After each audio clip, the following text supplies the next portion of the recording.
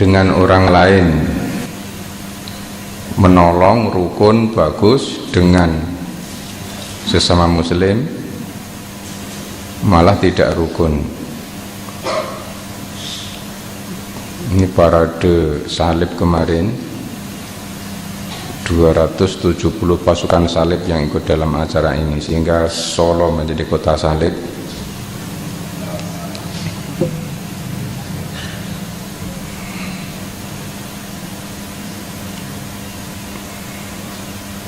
Apakah ini yang namanya rahmatan lil alamin itu? Toleransi, ikut partisipasi, merayakan hari besar mereka.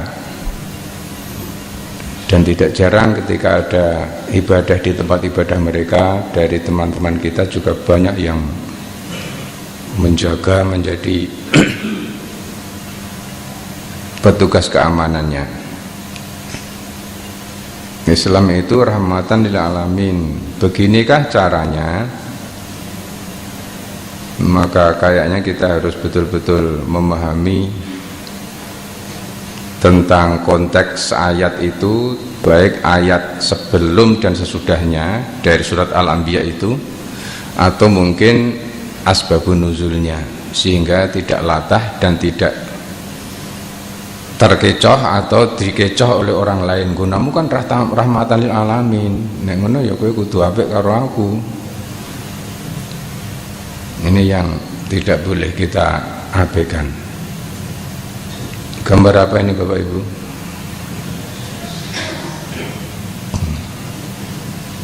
Jadi sekarang semakin hari semakin nekat seperti ini. Artinya kalau anak-anak kita tidak kita giring ke masjid, kalau kita biarkan bergaul dengan orang yang lain, nanti sampean pangkling ketika wong kudungan, oh nek kono kowe dhisik ibuku ya kudungan, nek ngono kae ya kancaku.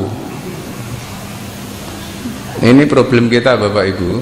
Anak-anak kita monggo digiring teng masjid, didekatkan dengan komunitasnya, kembalikan kepada habitatnya mereka dengan cara yang pokoknya piye bisane memikat, mengecoh. Jadi sampeyan putune dhewe, bujute dhewe wis pangling, anggere nang kudungan deloki pisan. Wong dhisik simbah kaya ya kudungan, lho fotone simbah kudungan iki lho, iki ya do kudungan. Do nganggo kethu kaji ngene iki. Masya Allah. Di satu sisi kita diajak, gunamu kan rahmatan lil alamin. Kemudian mereka juga jarak seperti ini. Ini seorang pendeta, seorang romo pastor.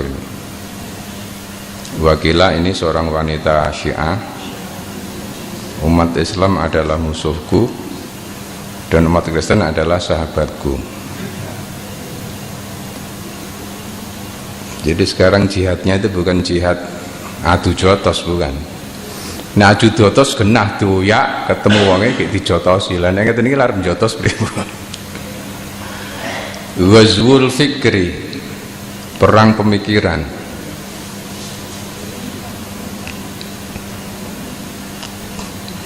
Sehingga ketika ada event-event seperti itu atas nama toleransi, ben dianggap wong apian, wong toleran, wong demokratis, jadi semelang sekali.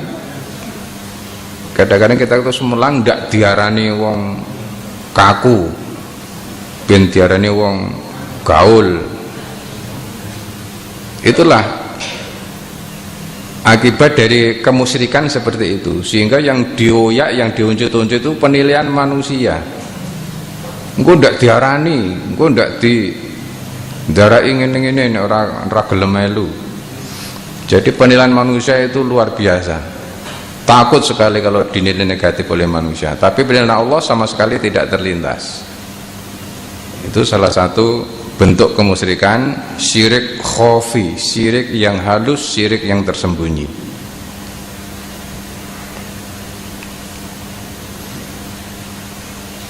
atas nama rahmatan lil alamin. Bapak Ibu yang baik, ini sekedar untuk mewaspadai agar kita semakin mencermati, karena dunianya sudah seperti ini. Yang namanya globalisasi ya seperti ini, semuanya campur, semuanya tampil. Namun ini ada tip Bapak Ibu yang kepengen ibadah haji, kadang-kadang di kalangan kita itu kan ada amalan-amalan biar begini, amalan-amalan kasih wiridan. Nah ini ada tip bagi yang kepengen ibadah haji, ini ada wiridannya, ada amalannya. Kalau diamalkan, panjenengan amalkan sungguh-sungguh, nanti panjenengan pasti bisa ibadah haji. Ampun serius. Oh niki lho. Doa agar cepat naik haji. Sehabis sholat isya bacalah surat Yasin 5 kali, surat Ikhlas 3 kali, surat An-Nas. Jika dalam waktu 1 bulan belum berhasil juga, maka tambahkan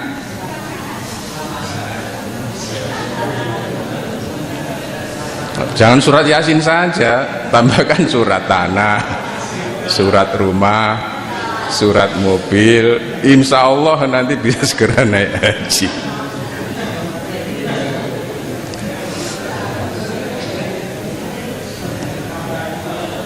Tiwas serius. Harus membaca apa, berapa kali, kapan, biar begini. Nah ini kalau panjenengan amal ke pasti bisa naik haji. Terutama sing ngisor niki.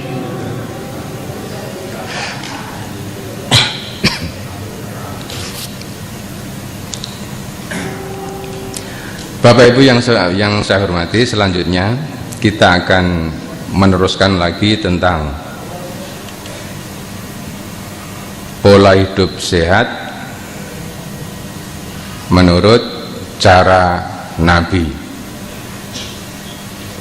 Dulu sudah kita pelajari, meliputi pola pikir, pola tidur, dan pola makan.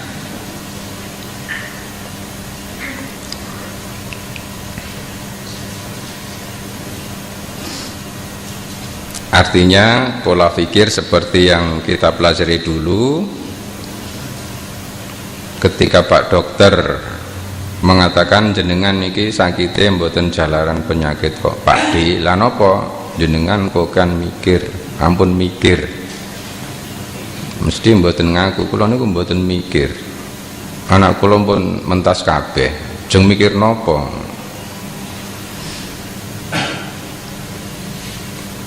Sing dipikir inggih menika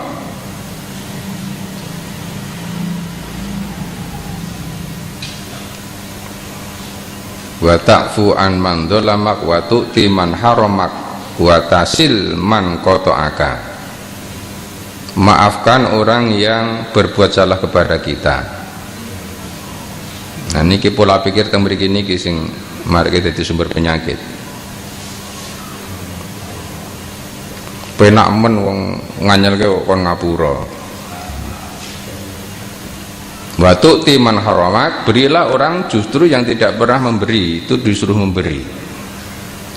Nah ketika kita sudah lulus dari pola pikir seperti ini, kita akan hidup sehat seperti Kanjeng Nabi. Watasil man qata'aka, sambunglah orang yang mematahkan silaturahmi. Jawabannya penak no, seneng no. Mosok ora tau ngenehi malah kon ngenehi, salah kok malah dikon ngapura. Ya senengen. Ya memang min afdolil a'mali ba'dal faraid idkhalus surur alal mu'mini. Amal yang utama setelah ibadah-ibadah fardu adalah memasukkan kesenangan di dalam hati seorang mukmin. Nyenengke wong liya itu termasuk amal yang disukai oleh Allah dan disukai oleh Rasulullah, amal yang utama. Maka mulai kita hapus kata-kata senengen no.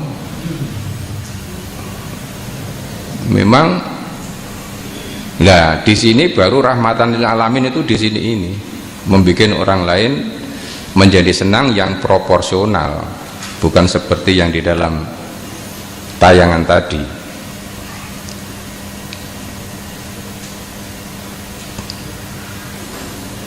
Berkali-kali kita sampaikan bahwa manusia ketika stres, ketika marah, susah dan gelisah, hatinya memerintahkan otak untuk mengeluarkan hormon adrenalin yang kemudian akan menyumbat pembuluh darah,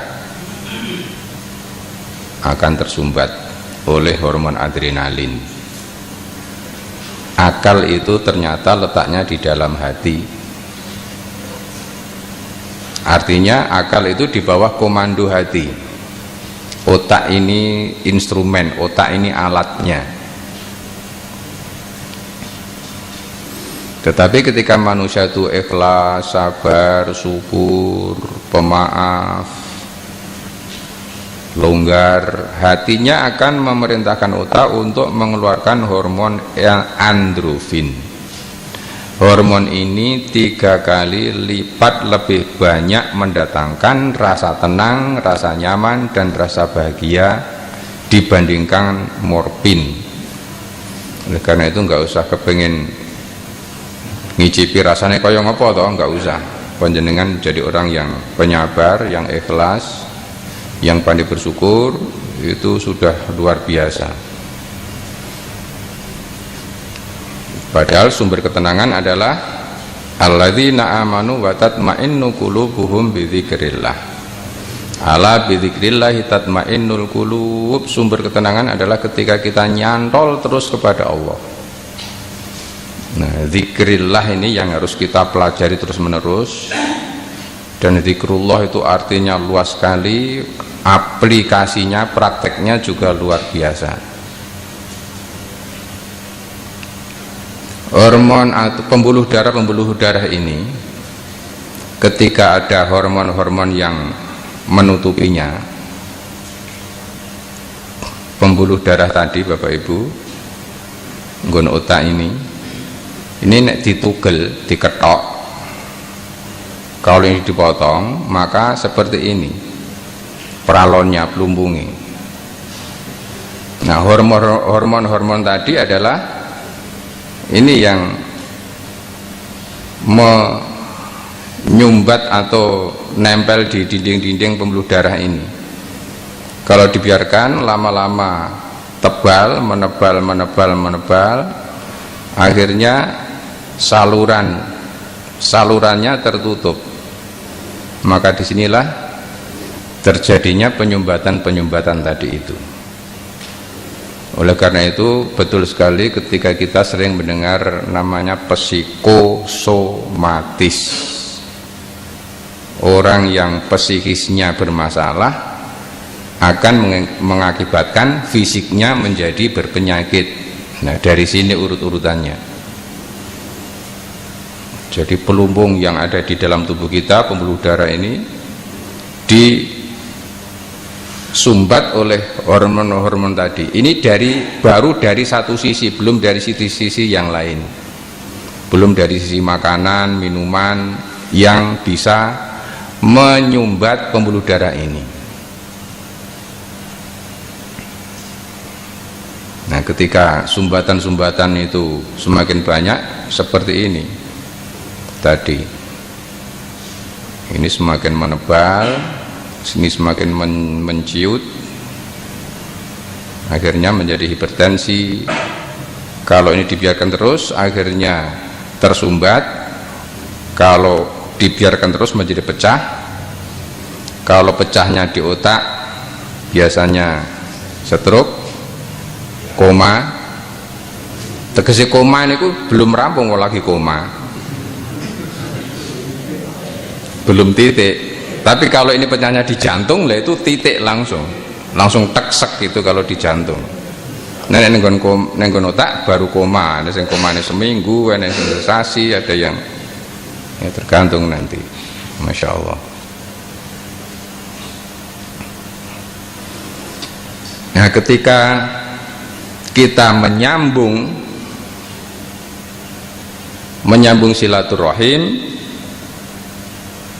man ahabba ayub satolahu fi rizkihi wa ayung sa'alahu fi atharihi fal yasil rahimahu, rawahu Muslim. Tadi kan pola fikirnya tadi kan sambunglah orang yang memutuskan silaturahim. Ketika kita rajin silaturahim, akan ayub satolahu fi rizkinya akan menjadi luas, menjadi semakin bertambah.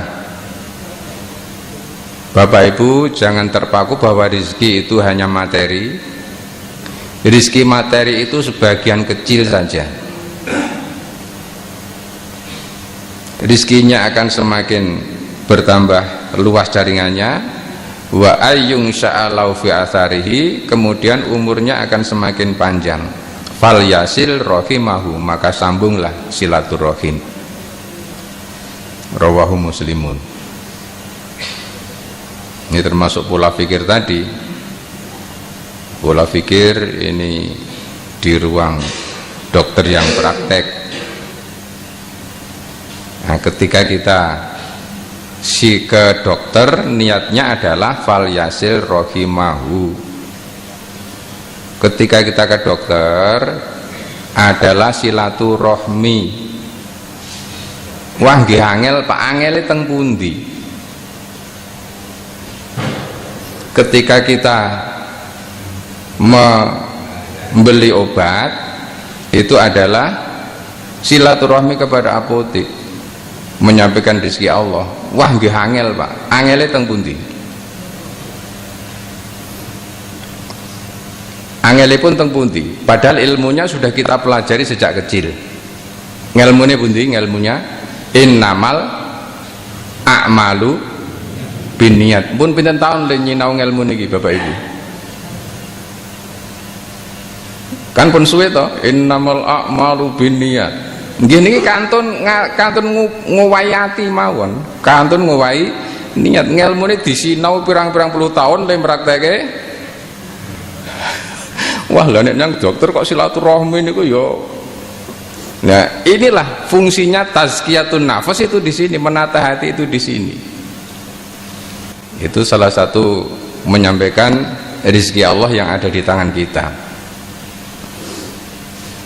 Napa nggih enten dalile enten hasinu amwalakum bizakat wa dawaun tombo obat.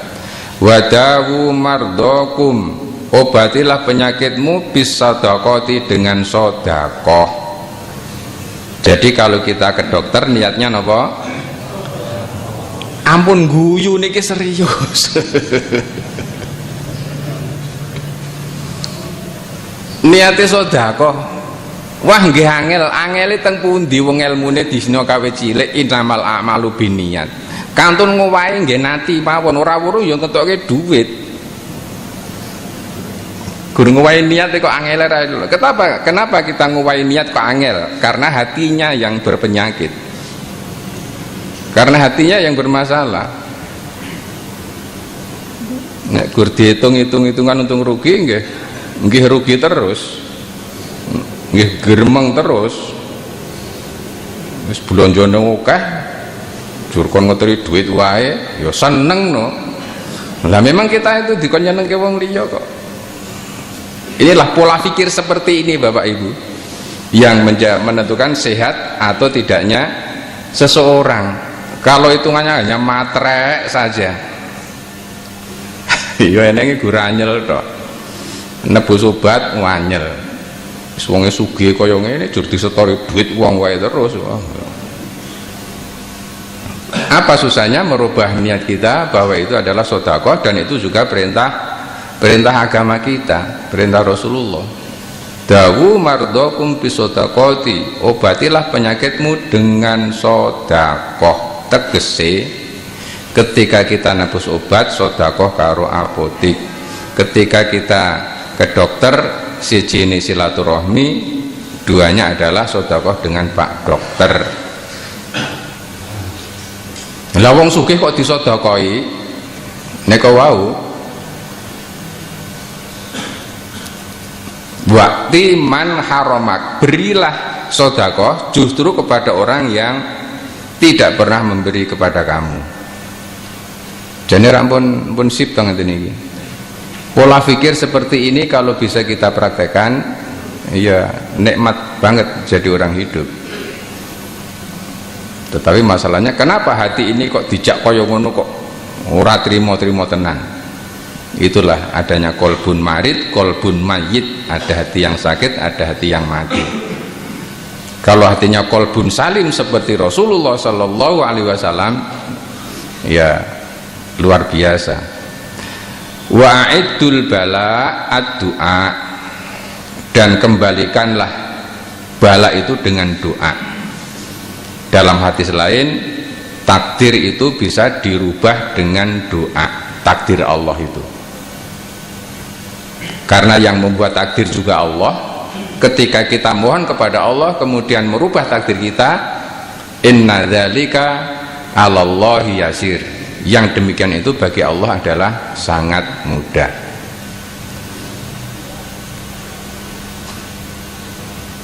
Hati lahum qulubun yaqiluna biha. Mereka punya hati yang mestinya dengan hati itu akalnya bisa berfungsi, bisa berpikir. Tapi kalau hatinya bermasalah, akalnya ya nggak bisa berfungsi, nggak bisa berpikir. Wa adzanun yasmauna biha, kudune telinganya juga bisa mendengarkan bahwa yang benar itu terdengar sebagai kebenaran. Kemudian matanya juga berfungsi, akan tetapi walakin ta'mal qulubul lati fis sudur. Yang buta bukan mata yang ada di kepala, yang budek bukan telinga yang ada di kepala, tetapi yang buta adalah mata yang ada di dalam hati, hatinya yang buta. Lahum qulubun la yafqahuna biha. Mereka punya hati tetapi hatinya tidak bisa memfungsikan akalnya sehingga tidak bisa memahami. Walahum a'yunun la yubsiruna biha, punya mata tetapi tidak berfungsi, tidak bisa melihat kebenaran. Walahum adhanun, punya telinga, la yasma'una biha, tetapi juga tidak mampu untuk mendengarkan. Ulaika kal an'ami balhum adallu ulaika humul ghafilun. Mereka itu seperti binatang, balhum adol, bahkan lebih jahat daripada binatang. Kenapa? Ulaika humul ghafilun, karena mereka tidak pernah gagas, tidak pernah memperhatikan. Sekarang pola makan, makanan itu hanya sebentar masuk ke perut kita, dah itu saja. Kalau rezeki itu materi makanan, ya hanya sampai di sini saja, udah tamat ini. Maka rugi sekali kalau kita dikasih rezeki hanya berupa makanan. Al-ma'iddatu baitud da' wal himyatu ra'sud dawa. Al-ma'iddatu lambung, baituda pabriknya penyakit. Penyakit itu bersarang di dalam lambung manusia. Wal himyatu, dan berpantang atau puasa, ra'sud dawa adalah pusatnya pengobatan, kepala obat. Jadi obat yang paling utama, yang paling baik adalah berpantang alias puasa.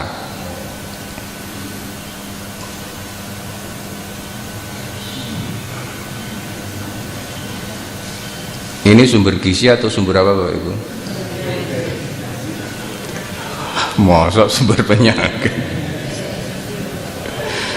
Sumber gizi napa sumber napa nih? Kanjeng Nabi kalau dahar hanya 2 macam menunya. Ini berapa macam ini?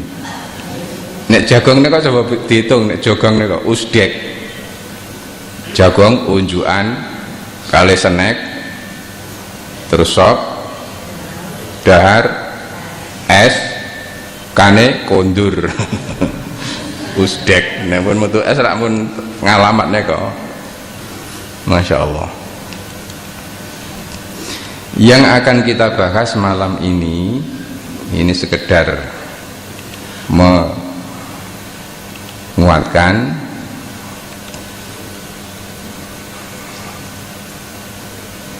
ya ayyuhan nasu kulu mimma fil ardi halalan thayyiba wala tattabi'u khutuwatis syaiton innahu lakum aduwwum mubin.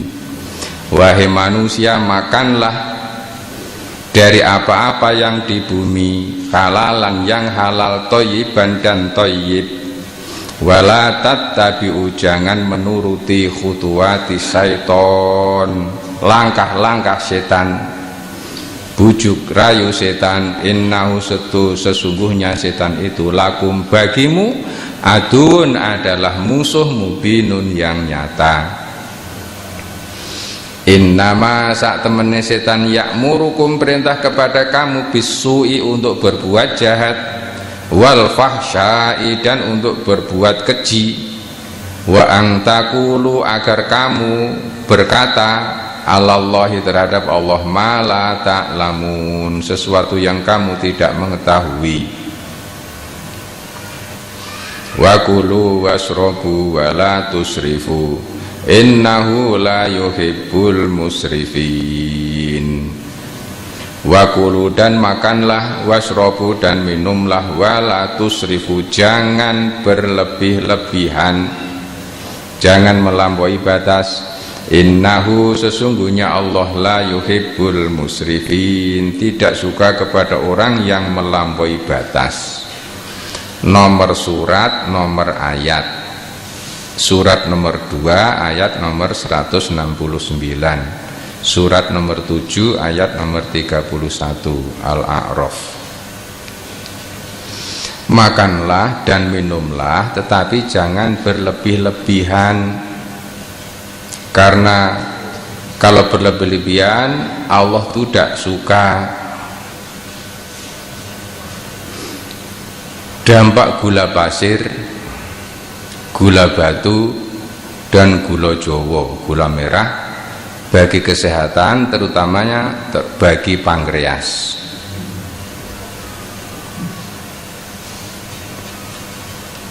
Niki sudah akrab dengan kita. Gula pasir, gula batu, gula Jawa ini dereng tumbas.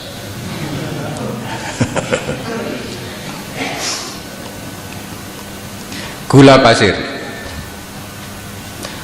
untuk mengubah gula pasir menjadi gula darah, pankreas hanya memerlukan waktu 3 menit, cepat sekali. Tetapi untuk mengubah gula darah menjadi energi, menjadi tenaga yang dapat disimpan di dalam otot, pankreas memerlukan waktu kira-kira 140 menit. But gawe terus 140 menit. Awake dhewe ngopo nek pankreas bekerja? Tidur. Padahal dikasih tugas terus tahun niki pankreas niki. Dikon giling kon nyambut gawe terus, wong ora gelem mandeg. Le ngopo? Le ngiseni. Oleh karena tadi itu alkimia itu rok sudah wak berpantang, poso itulah pusatnya obat. Orang ngemil wae terus. Karena proses pembuatan gula pasir harus dipanaskan sampai 400 derajat Celcius. Semakin tinggi proses pemanasan makanan akan semakin sulit dicerna. Niki gula pasir untuk menjadi energi Energi itu tenaga. Lah nek gulane ora dadi energi, jadi sampah di dalam tubuh. Kalau pankreasnya mutung ora gelem nyambut gawe, padahal disaini gula terus.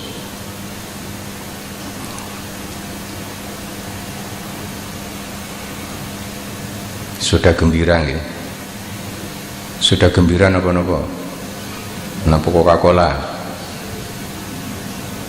Dalam satu hari, pankreas yang sehat dan normal hanya mampu mengubah 5 gram atau setengah sendok makan gula pasir menjadi energi.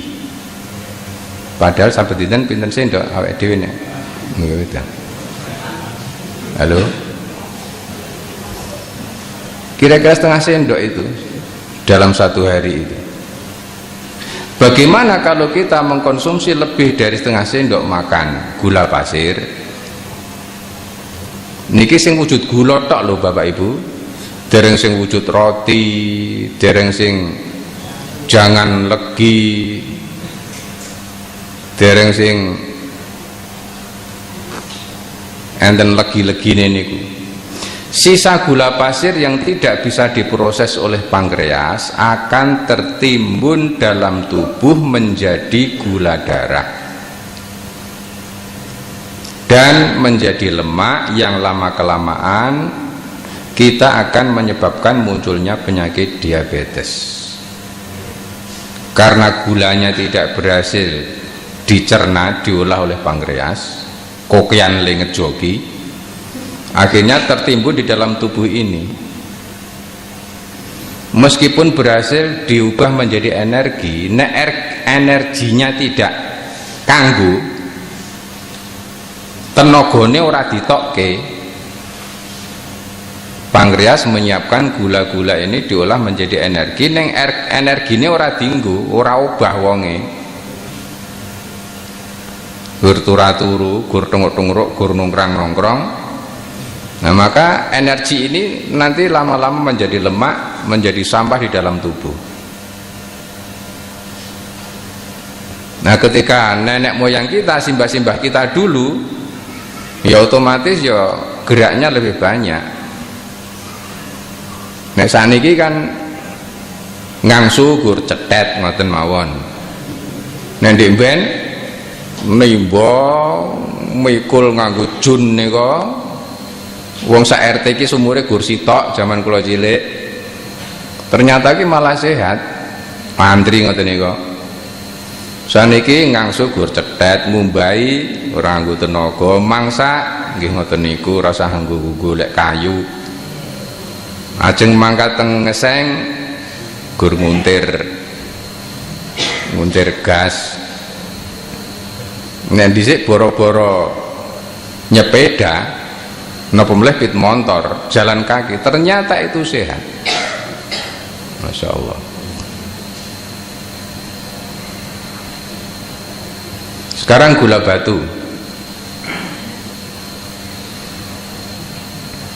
Proses pembuatannya hampir sama dengan gula pasir, namun suhu yang diperlukan untuk memprosesnya tidak setinggi seperti pada gula pasir.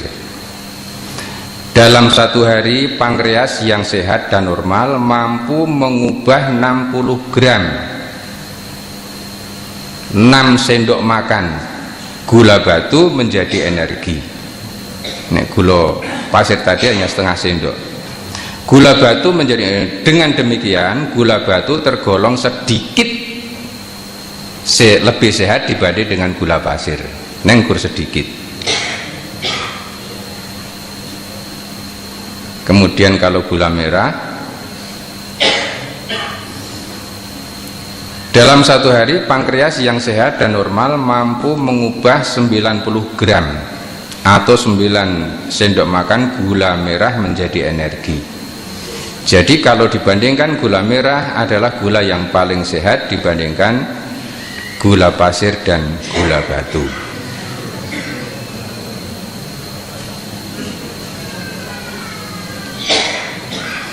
Agar pankreas kita tidak lelah dan tetap sehat, sebaiknya kita mengurangi konsumsi gula, baik itu gula merah atau gula batu, lebih-lebih gula pasir.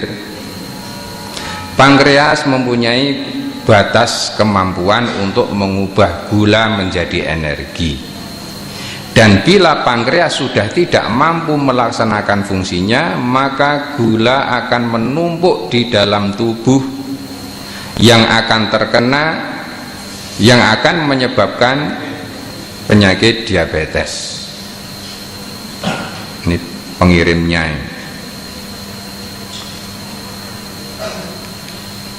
Untuk mengurangi kadar gula dalam nasi yang kita makan, salah satu solusinya, lakukanlah menanak nasi seperti zaman nenek moyang kita dulu, yakni beras digodok setengah mateng, lalu airnya, tajinya dibuang, kemudian dikaroni, selanjutnya dipindahkan untuk ditanak dengan menggunakan dandang, dengan kukusannya di cilik nih kalau. Ternyata itu lebih sehat, saniki serba instan, serba cepat. Masya Allah.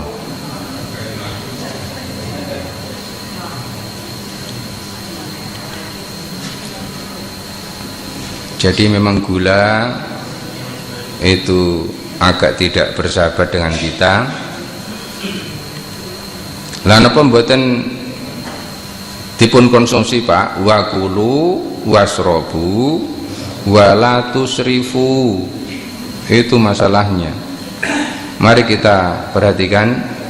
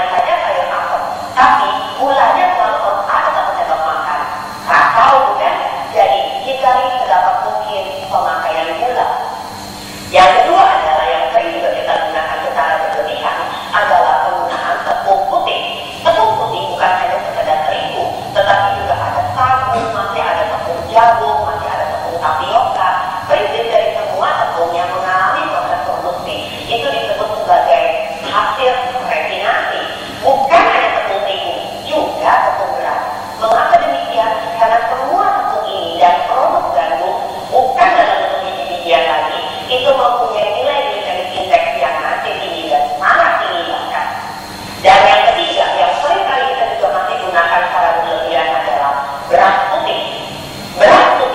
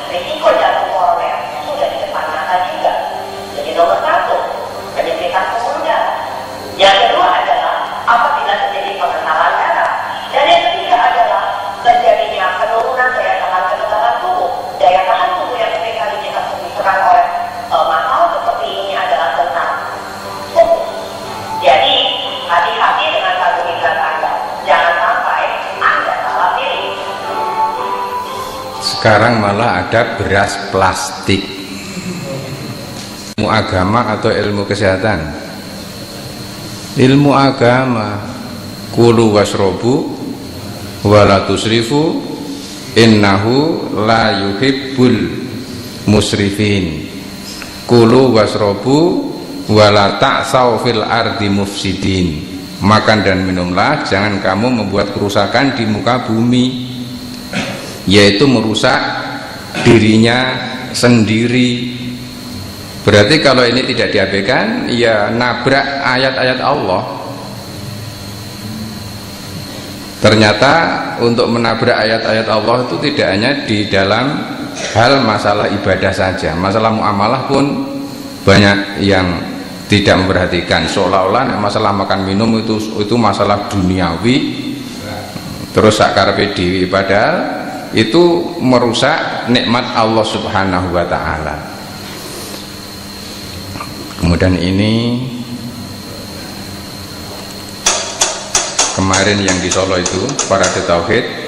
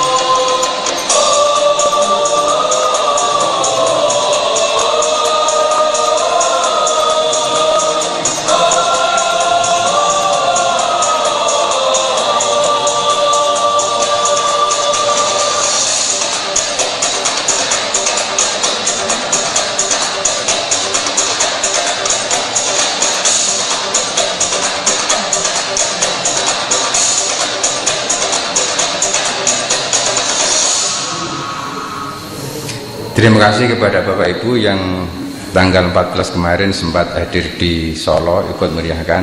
Enten nggih, ta'tum ribatil khaili turhibunahum, untuk menggetarkan mereka. Karena sekedar sebentar lagi ada pilkada, ini dalam rangka itu juga, sehingga kalau kita tidak ada reaksi, mereka semakin menjadi-jadi. Mudah-mudahan yang sempat hadir menjadi amal soleh kita, bagian dari ikut memprihatinkan perkembangan dakwah yang semakin seperti ini.